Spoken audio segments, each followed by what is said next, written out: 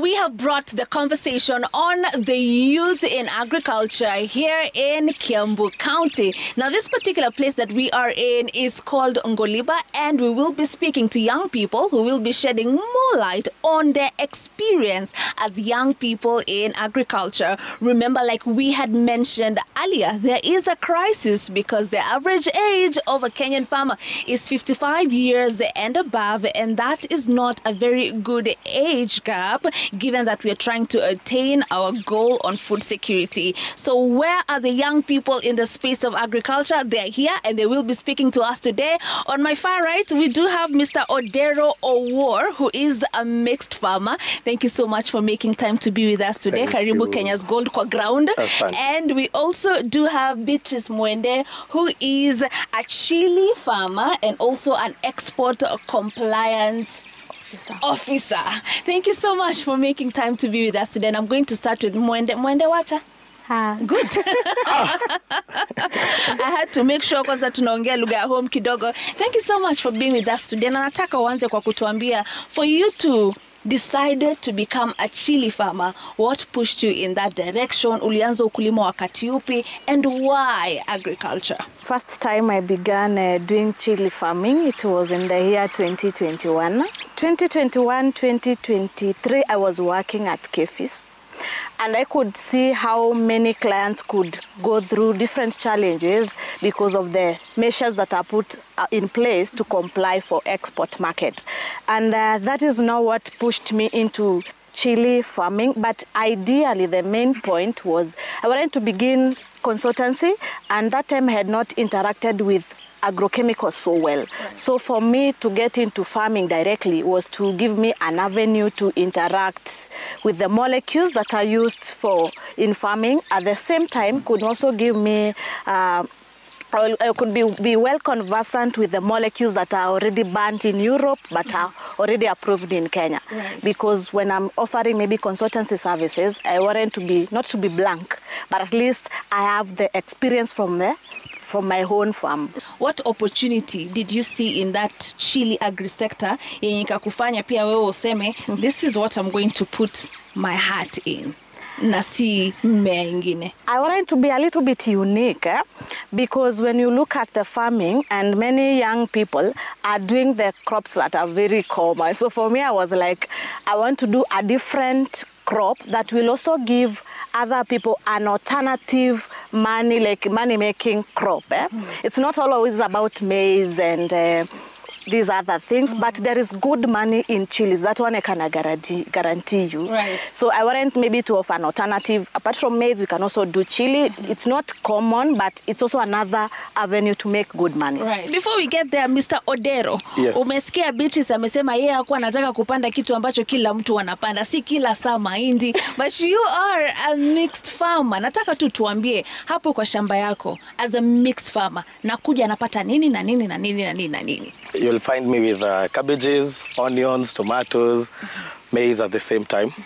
I think the benefit of, you'll even find me with animals. So even hata ukulima ya wanyama. Right. What animals are you keeping so far? I have rabbits now and Kienyeji chicken, that is the indigenous varieties. Right. Breeds, sorry. So what that helps me with is diversification and being in the market all year round. Right. Yeah, because you find these crops that only do well in certain seasons. And then, of course, because our market is heavily determined by supply, so you find, since most of the farmers in Kenya are doing rain-fed agriculture, there's usually an influx of food after the rains. So if you can manage to do irrigation, actually River Chania is down here. And since we do irrigated agriculture, you can be able to cultivate off-season, you see. And when doing off-season, now you can select which crops are usually more pricey or maybe more expensive or higher value crops that you can sell off season when other farmers in other areas can't do it. So it's just diversification and the ability to get more money, because now we are doing agribusiness. So you need to do calculated risks. If you want to be a farmer all year round, without irrigation, that will be impossible. It will be impossible.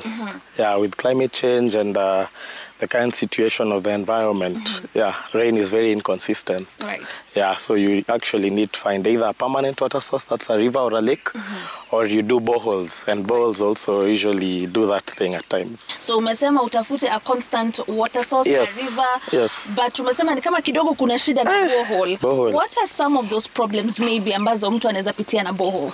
With a borehole, the person who does the hydrological survey, that is the person who comes to the ground and there's an aquifer or there's an underground, they call them underground rivers. Right. You need to get that right. You need to ensure you're not using quacks.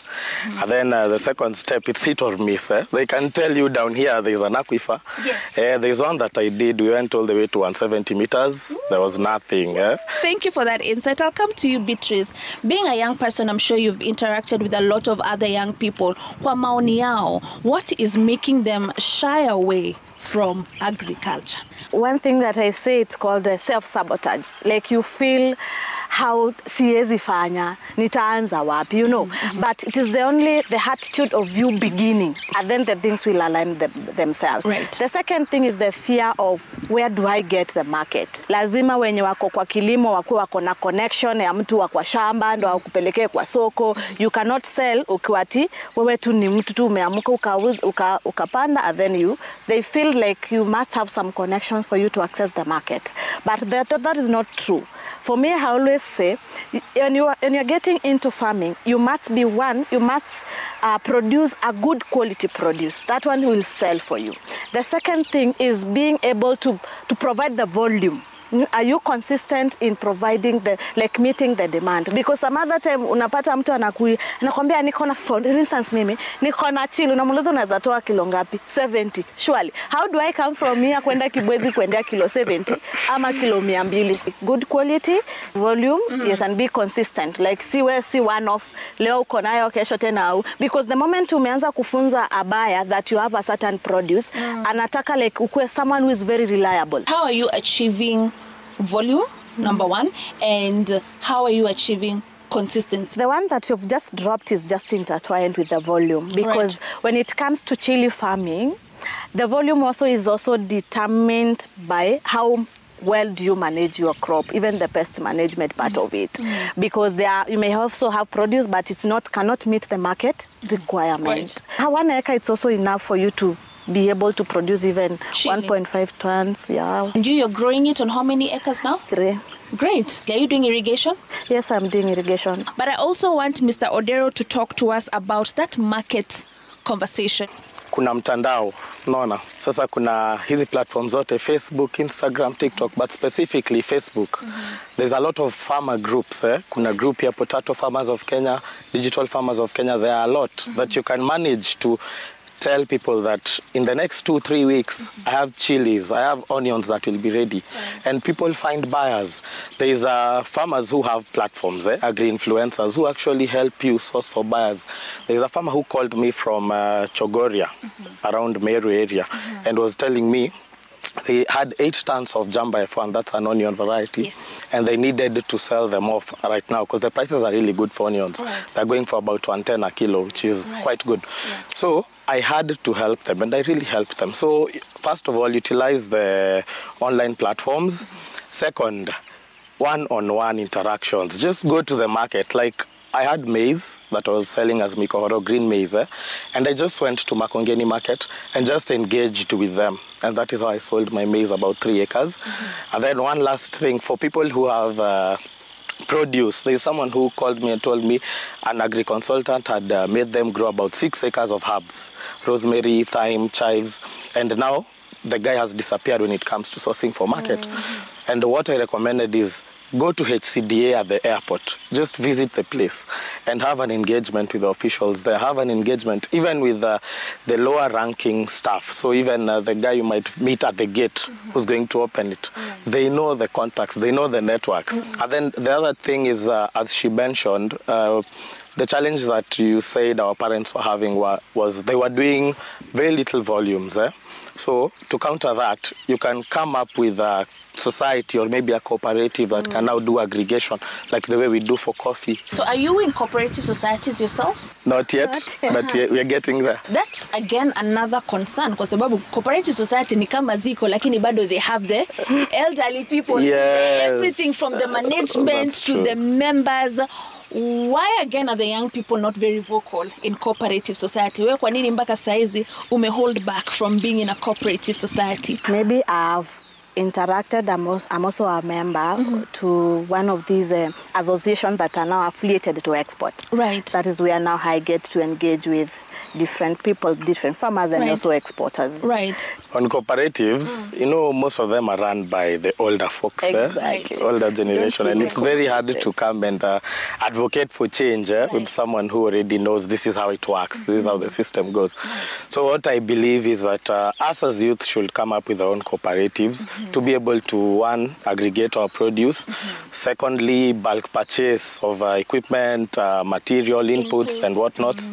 And then now with that, now we can now go and do market sourcing. We can reach out to chain restaurants, tell them we have about 200 farmers of onions who can supply on a regular maybe 30 tons of onions in a week. Yes, and then I think that it will be easier for them to engage us at that level if you have proof of capacity. Kwa hivyo mnataka management ya cooperatives pia wa accommodate vijana. Yes. You come in with the fresh ideas. Yes. You know, they make us feel like we don't belong. You know, our points do not have that value to them. You know, because ile mtu anakuangalia like huyu anaongea nini. We've been here for years. Tumelima kutoka hata kabla uzaliwe.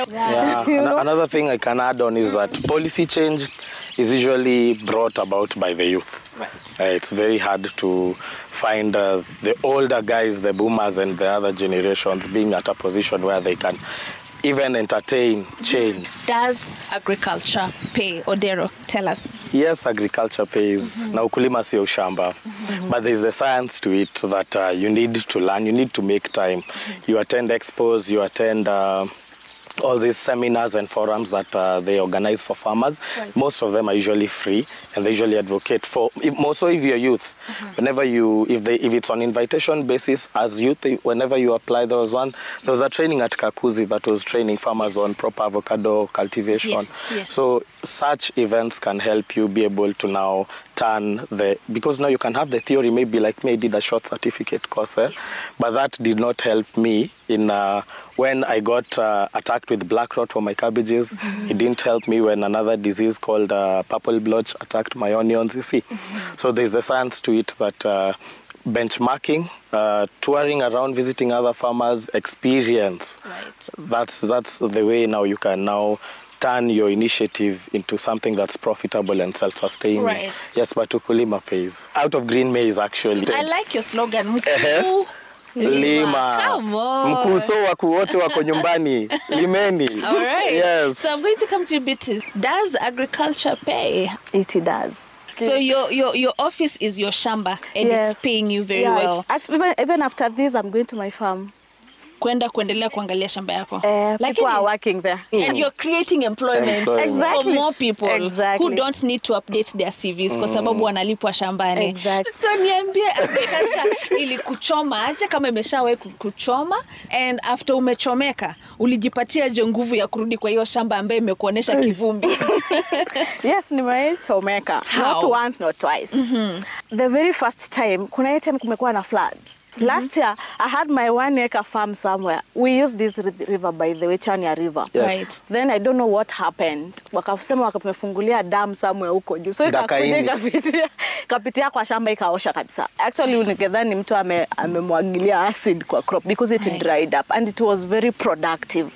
Actually, I've never seen another good production like that. Oh, that was like a good season for you. I can show you the photos. Oh no. And you lost everything? Everything. You didn't harvest even a single? I had harvested once. And you know, in chili production, like 1 acre, you may spend around, maybe if you're not doing a drip irrigation, you can do around 160, 170,000. And you are sure itarudi, the first 4 harvest, pesa yako inarudi uanze kukulia profit for the next 1 year. So I had harvested once, so hiyo ikanitoka. The other one, it is this year. I was supplied na mbegu zenye si zenye nilioda. when you're doing chilies, you know, like unataka, the one that is highly productive, we call it the now F1s, Yes. the hybrids. So the person who supplied me with these seedlings, ni kama alini supply seedling, maybe F5 or something. And you know, funny enough about it, you've invested your money for like 3 months. You will come just to know about it when it is already under production stage, which is after 3 months. Right. So I went there, I could see the production, the size of the pods were very small. It was not meeting even market standards, you know. I could not even get a buyer who was taking it. So what I did after, like, I did the first harvest, and it was not giving me anything.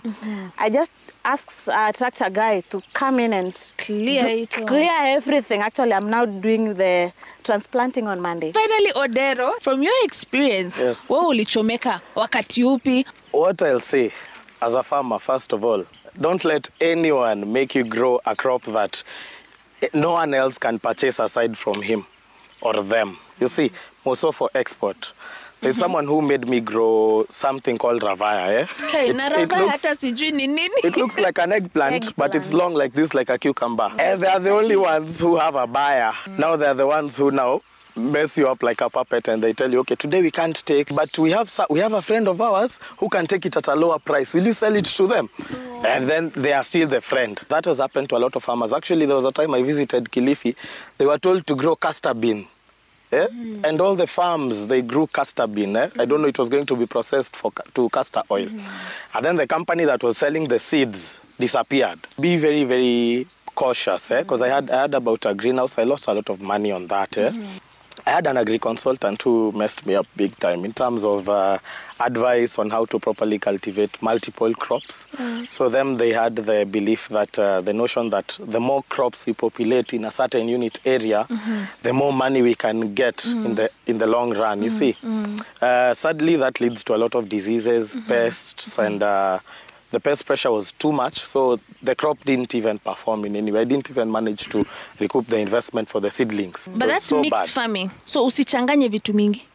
Or what is that? No. You see now, like this here in the background, there's maize. Right. You can find a agri-consultant who's telling you, maybe if in an acre you're meant to have about 25,000 maize plants, stems, the stalks. Someone comes and tells you, add it to 35,000. The more we have, the merrier. Yes.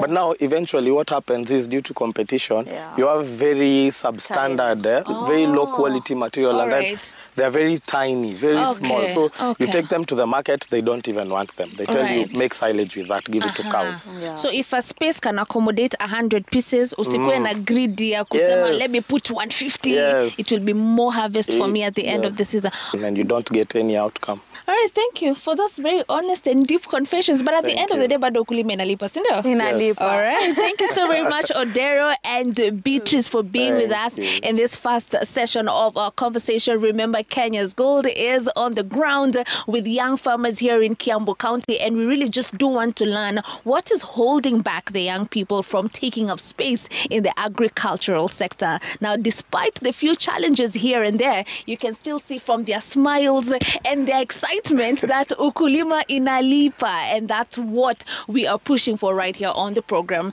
Now, we are taking our first short commercial break. We come back with another set of young people who will still be talking to us about their experiences as young farmers. Do stick around for that and more.